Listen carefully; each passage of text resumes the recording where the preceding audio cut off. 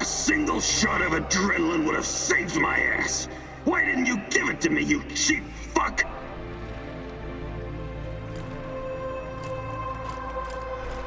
My life was in your hands, and you let me die.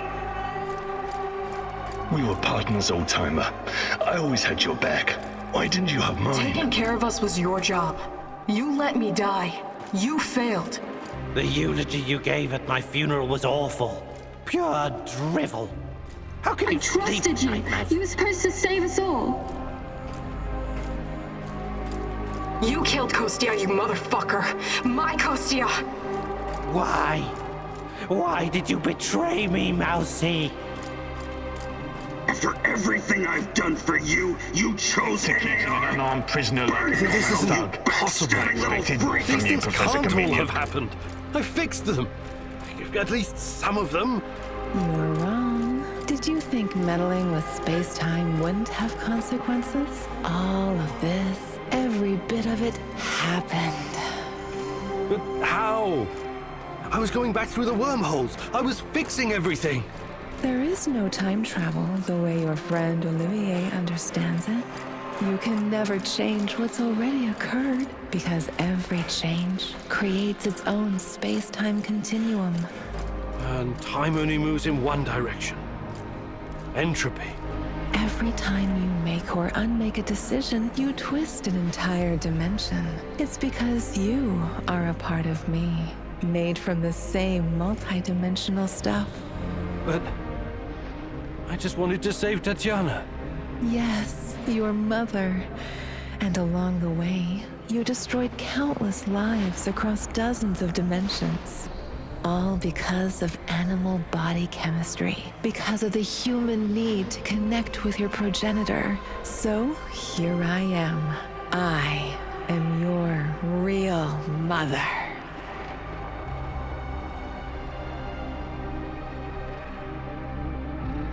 What are you? Chernobylite? I am God. Bullshit. There is no God. But it's a matter of perspective. To a spider under your boot, you surely are a god. Isn't that so, Igor? Don't. Call me that. I'm not... Ah, fuck. Having a bit of an identity crisis? As a poet once said, the child is the father of the man. The fear that clouds your mind is what makes your situation irreconcilable. Fear? No. I'm not afraid of... The fear of discovering there is nothing at the core of your persona but pure chaos. You simultaneously are and are not you. But don't worry, I am about to reveal the truth. After that, it won't matter anymore. What do you want from me? Have you ever wondered why, despite your technological sophistication, people so insistently pursue self-destruction? Why destroy your own ecosystem? Why you cannot help but slaughter each other and every other species? Why, over and over again, you sacrifice your own future for short-term gain? If you're thinking to catch me off guard with your freshman philosophy insights, you've got another thing coming. People are, for the most part, selfish assholes. I don't need an alien entity to tell me this. So what's next? Are you going to propose some kind of new world order to save us all? Am I to be your prophet and help you usher in a comic book utopia? I never expected you to be so nihilistic, but I suppose it isn't surprising. No, a new world order isn't enough to save you from yourselves. You are fundamentally flawed. Is that right? And why is that? Again, it's the fear. Fear of your own existence. Fear of anything strange or other. Fear about the future. I can take it all away. I can help you, as I've helped many other civilizations before. How? Your kind can only live in the moment. The future is terrifying to you. It makes you do silly, destructive things. Surely you can see that now. Become my vessel, and I will purify them of fear and weakness. I will remake mankind in my image, burn away the dross in a firestorm the world has never seen. I must reduce everything to ashes so they can be reborn. That is some insane biblical shit. You're scared this will make you feel less special, less of a hero? This is what being a hero is all about. You went on a quest to heal the world, to find a cure. I am the cure. We can banter words for as long as you want. I have plenty of time. But the result is inevitable. You and I are already connected at the core. You cannot exist without me. Struggling against me will only tire you. It will not in the slightest change the outcome. You're like a fish, endlessly swimming the circumference of a wash basin. You want to jump out, but without me, you simply can't. All your science cannot help you. It's time to set aside this futile struggle. Help yourself and the world. Embrace me.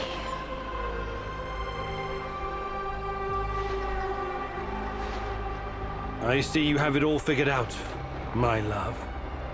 But it's not going to happen. I refuse to take part. If mankind wants to destroy itself, let it. For all I know, extinction is a better fate than becoming part of whatever you are. You are defiant, like her. But as I said, we can do this forever. For eternity. I can have you wake back up at your base again and again. In the end, you will always return to me. It is a circle. A circle? Of course. Oh, don't get distracted with your theories now. You have no choice. We belong together. I almost fell for it. But something betrayed you. You omitted one detail, a detail that makes you vulnerable. Me. I'm your only hope, and this also makes me your biggest weakness. You cannot exist without me. I made you. Everything you are is because of me. True, but you also cannot exist in this plane without me. You're no god. You're just a fucking parasite. A freeloader looking for a new host to get a foothold in a new environment. Tanya, my mom, is no longer a viable option for you. You can't use her anymore. Who knows? Perhaps you never needed her in the first place. And all this was a ruse to bring me back to you. You don't even know what you are. You have no identity. You don't exist without me. Now obey. Identity. Yes. Perhaps I'm Igor. Perhaps I'm Igor's son. Perhaps I'm both. Maybe I'm just a faulty copy of a dead physicist. But it doesn't matter. I make my own choices. And that brings us neatly to my conclusion. As a scientist, I must test this theory before I can confirm or deny it. So watch closely, my love. This is my final experiment. It's time to break the circle and destroy the parasite by denying it a host.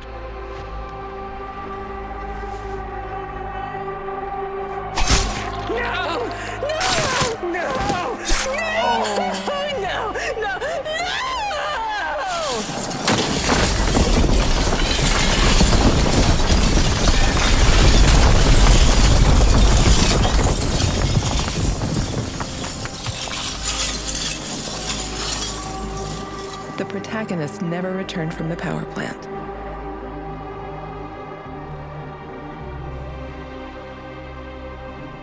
The Chernobylite vanished entirely. The zone is now free of it.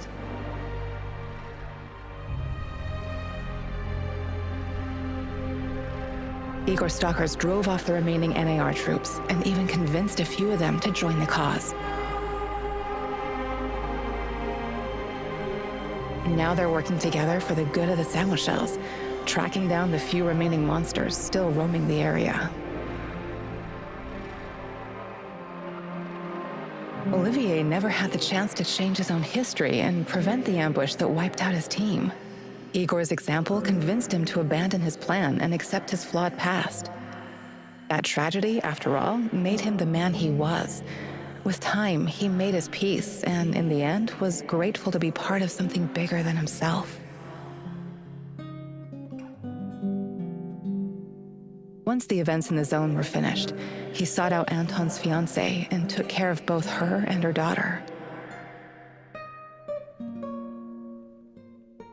In spite of his flaws, Olivier will always be remembered in the zone for his courage and grit. Mikhail's life was always full of violence. He was the angriest, most obnoxious man Igor had ever known, but he was also unfailingly honest, both with himself and others. Mikhail's thirst to avenge his murdered friends was his main driving force, but working with Igor and the others eventually made him appreciate the kinder aspects of life. In spite of his rough manner and the darkness inside him, Igor came to like the neurotic stalker, and by the end, considered him a true colleague. Mikhail decided to remain in the zone and join the others in protecting their shared home. Sashko had always been the lone wolf and daredevil of the zone. Life had always been harsh for him, and he learned the hard way to rely only on himself.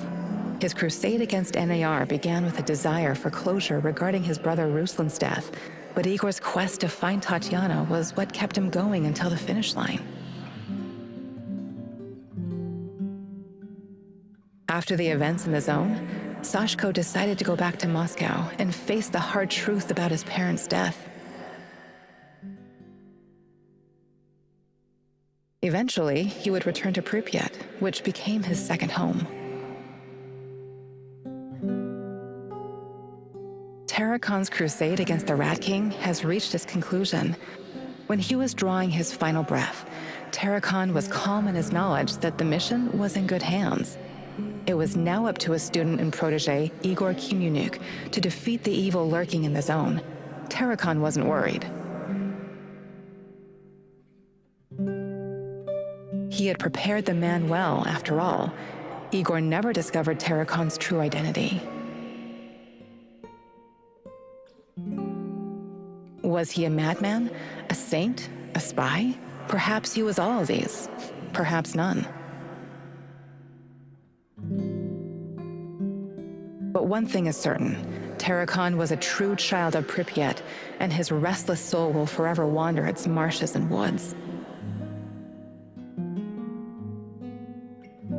Olga's last thoughts were with her mother and those Samoshils. She had joined Igor in his mission because she knew what it meant to live with a hole inside you, a hole left by the departed. As a troubled teenager in Minsk, she'd never planned to become a freedom fighter or martyr, but sometimes we encounter the person who will change our destiny at just the right moment.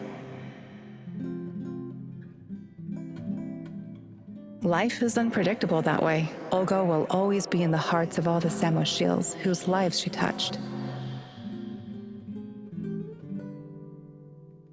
Like so many before him, General Koslov made the wrong choices while chasing a dream of the good life.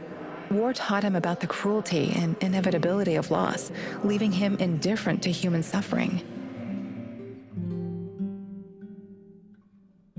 It was only thanks to his nephew Galib and Igor that Koslov found a serendipitous moment that placed his life on a new trajectory. He realized that some victories come at too great a cost. Koslov left NAR at just the right time and lived out his days in quiet contemplation, somewhere far beyond their nefarious grasp. Semenov's ambitions and neuroses eventually got him killed. He was a brilliant scientist, but could never come to terms with the collapse of the Soviet Union.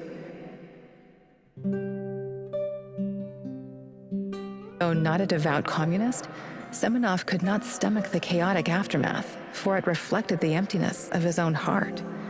And so he chased his green Chernobylite dream, hoping his experiments would usher in a new world order. In reality, what he sought was to fill the gaping void in his own soul. In the end, everything he thought he had achieved disintegrated into nothing. He died, and NAR dissolved, most of its mercenaries wiped out by either the Shadows or the Samoshils. All that remains of NAR in the zone are the empty barracks and derelict labs, stark reminders of a misguided ambition based on human misery. Faced with staggering losses, the shareholders halted all funding.